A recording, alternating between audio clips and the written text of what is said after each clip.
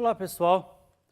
Hoje nós vamos introduzir, o assunto eletroquímica e eletroanalítica, né? A eletroquímica, nós vamos discutir princípios, que são os princípios que norteiam a eletroanalítica. Como nós já discutimos anteriormente, os métodos analíticos, eles são considerados os métodos clássicos e os instrumentais. Os métodos instrumentais, nesta categoria, encontram-se os métodos eletroanalíticos, que são o quê? São, como o próprio nome diz, métodos os quais nós necessitamos de equipamentos, de instrumentos de medida para realizar análise, tanto análise qualitativa quanto análise quantitativa. Bom, então, existe uma área na química chamada eletroquímica.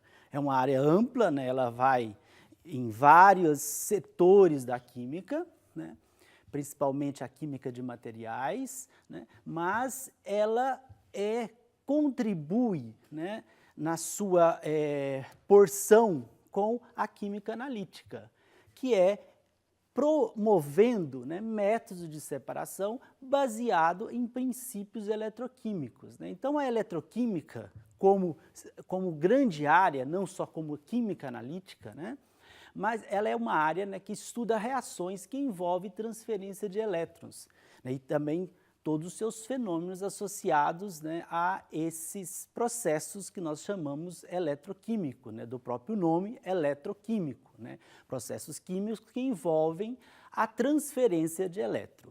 Os processos que envolvem transferência de elétrons, eles estão nas mais diferentes áreas do conhecimento. Nosso organismo, por exemplo, tem uma quantidade de eventos bioquímicos que envolvem a transferência de elétrons.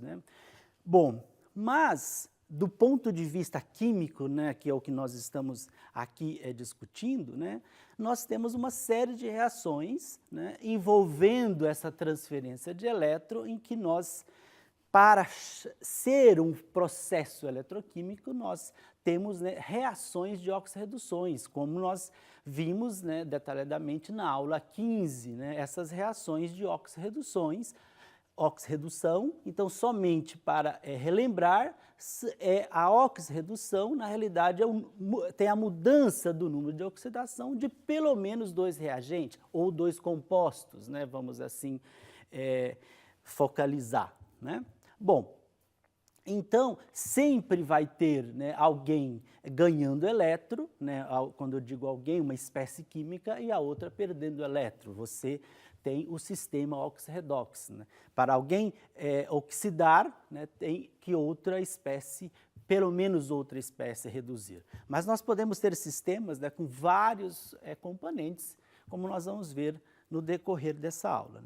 Então, outra área da eletroquímica cada vez mais aplicada é a produção de energia em processos baseados em eletrólise da água, o carro a hidrogênio é um processo eletroquímico de eletrólise da água, aonde com 2 eletrodos ou mais, você vai produzir, decompor a água em hidrogênio e oxigênio. E esses são um dos exemplos da eletroquímica como grande área. Mas pensando em eletroquímica como método eletroanalítico, lembrando que se nós temos processos onde há a transferência de elétron entre 2 espécies, e se nós precisamos de monitorar essas espécies, nada mais é interessante utilizar isso em química analítica, porque a quantidade de elétron que vai movimentar entre quem está oxidando e quem está reduzindo é diretamente proporcional à quantidade que existe numa determinada solução, num determinado volume ou numa determinada célula eletroquímica, por exemplo. Bom, então, baseado nesses fenômenos de transferência de elétron, é que surge a eletroanalítica.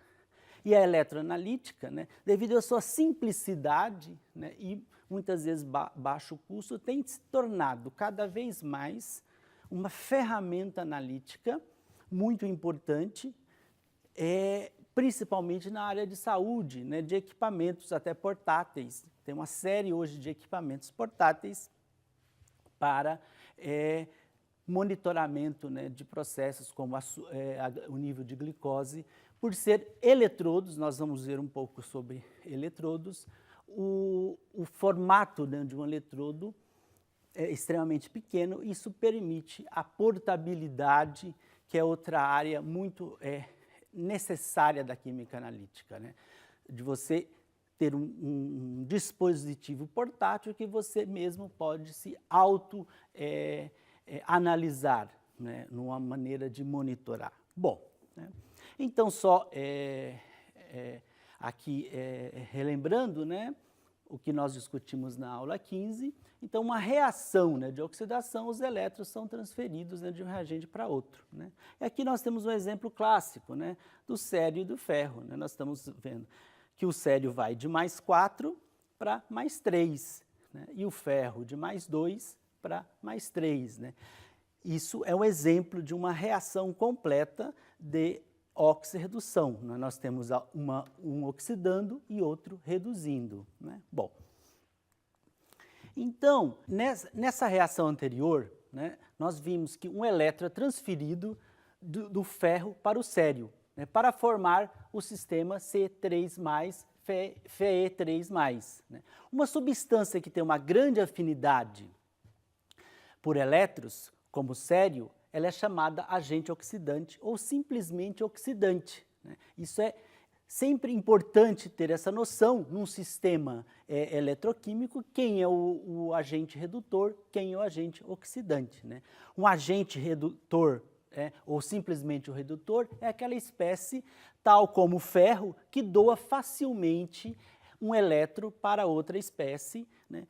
Então, para descrever o comportamento representado, né, pela equação anterior, né, aquela completa do ferro e do sério, né, esse comportamento, né, ele se repete em todo o sistema de oxirredução.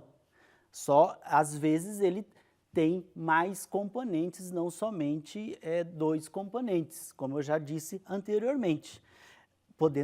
Nós teremos sistemas bastante complexos, com várias espécies doando e recebendo elétrons.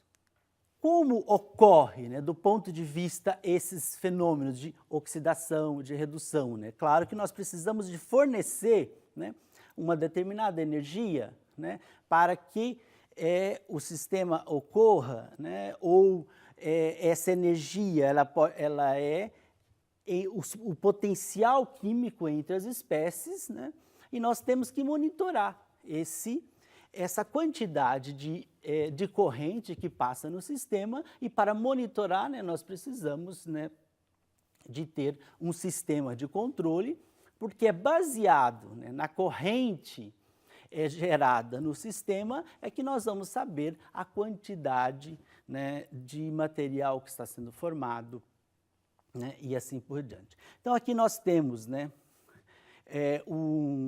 3 fotos onde nós estamos mostrando a evolução, né, do sistema. Aqui você tem, né, o início, né, a resistência elevada, quando o processo vai iniciar, né, o processo sendo ocorrendo, né, nós estamos aqui mostrando, né, o sistema cobre-prata, e no não equilíbrio, que é no momento que todo o cobre, né, foi consumido, quer dizer, todos os elétrons do cobre foi consumido, e você tem, né, a produção da prata. E esse é um exemplo, né, de um dos modelos mais clássicos em eletroquímica.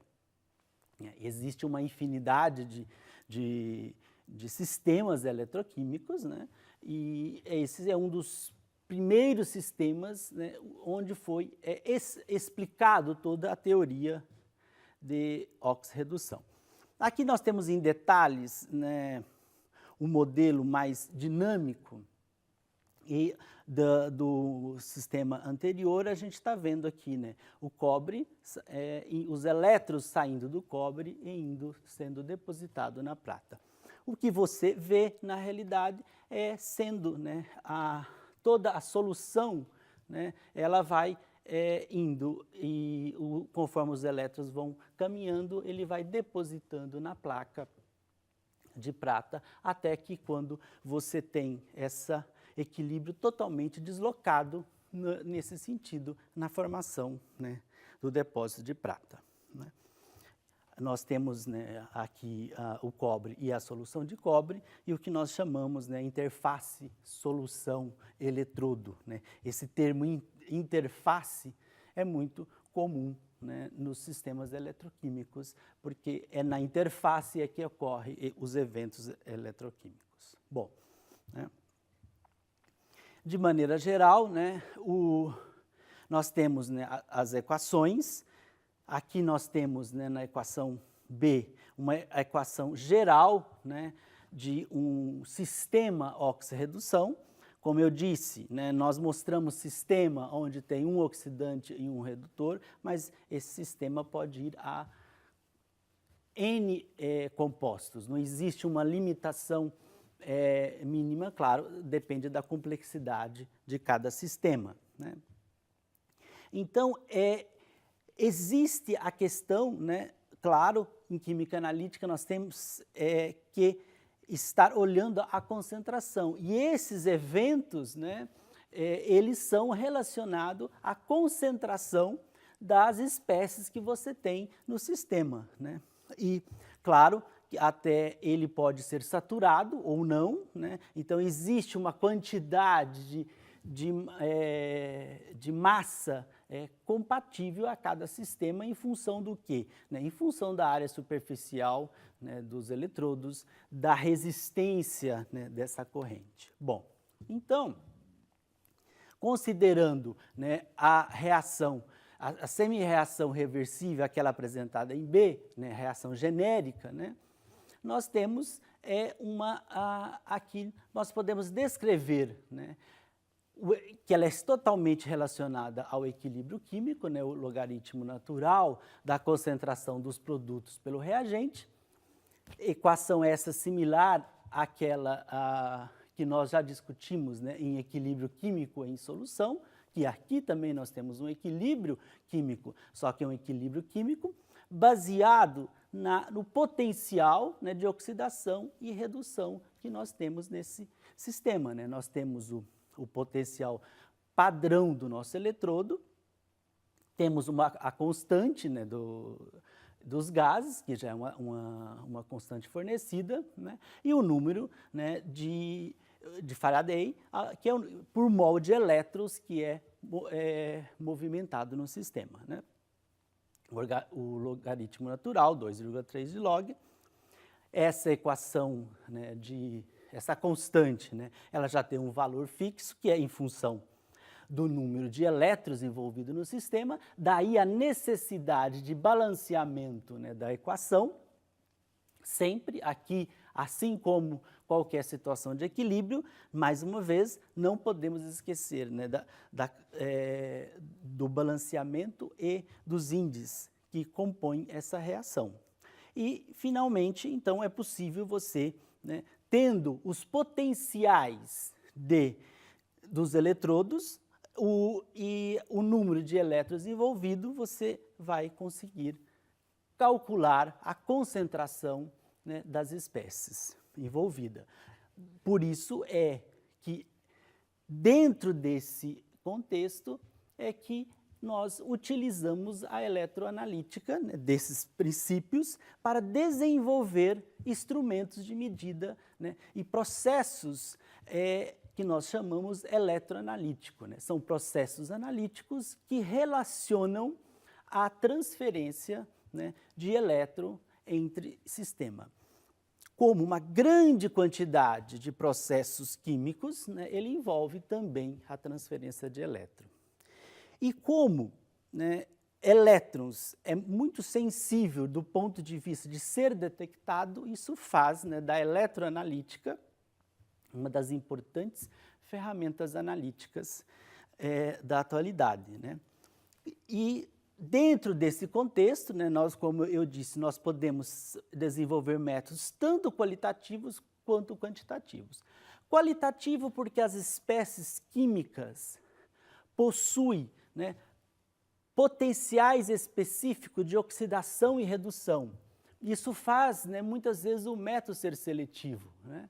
Se você tem, né, um determinado composto, quando ele sofre uma oxidação, né, isso ocorre num potencial específico, não é em qualquer potencial, né? Se vocês consultarem as contracapas de livros de química analítica, vocês vão ver as semi-reações, uma série de semi-reações com o potencial conhecido e distinto. Isso faz, né, dos métodos eletroanalíticos com especificidade. E quantitativo porque você pode quantificar, né? A quantidade de elétrons está diretamente relacionada à quantidade de massa em movimento, né? Então, nós podemos monitorar. A corrente é o mais comum, mas podemos também, né, ver a diferença de potencial nesse sistema.